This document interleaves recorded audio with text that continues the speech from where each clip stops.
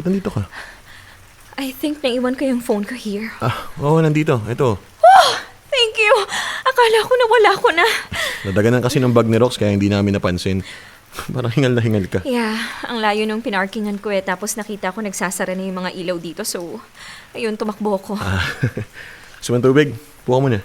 No, nauna na rin ako. Ang lakas na ng ulan Sige, ingat ka. How about you? Hindi ka pa uuwi? Papatilan na muna ako. Nakamotor ako eh. Oh, hindi ko pa nakita yung motor. Parang hindi mo nabanggit sa akin na may motor ka na. Oo nga, sorry. So, nabili mo na ba yung dream motor mo or... Yes, big buy. Nice! When did you buy it? Last month lang. Wow, bagong-bago pa. I'm happy for you, Jojo. Thank you. I remember, hindi pa tayo pero yan yung bukang bibig mo dati eh. Big bikes and motor and all of that. Tapos ikaw, ayaw mong sumakay kasi takot ka. Kasi lagi kang mabilis magpatakbo. Hindi kaya. Bagal-bagal ko nga magpatakbo kasi takot na takot ako. Baka magasgasan ko yung sasakyan mo eh. Lagot ako sa daddy mo. Tanda ko nga, nalasing ako one time. Uminom tayo sa bahay nila Rox. Tapos sabi mo, makitulog na lang tayo para hindi ka magdadrive. Kinis kasi ng kotse mo nun. Pili ko, madapuan lang ng langaw, magagalit daddy mo. Takot na takot ka talaga kay dad, no? Sino ba di matatakot?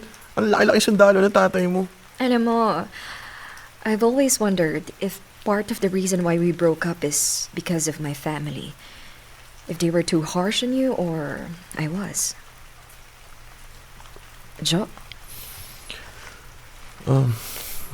Nag-break tayo kasi pakiramdam ko minamalit ako ng lahat ng tao sa paligid natin.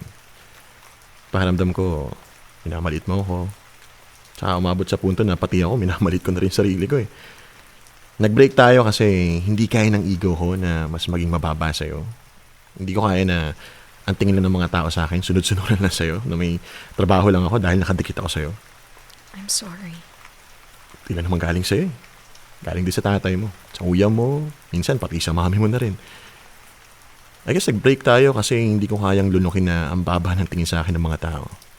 Na hanggat nakadikit ako sa'yo, ganun at ganun lang parati yung magiging tingin nila sa akin.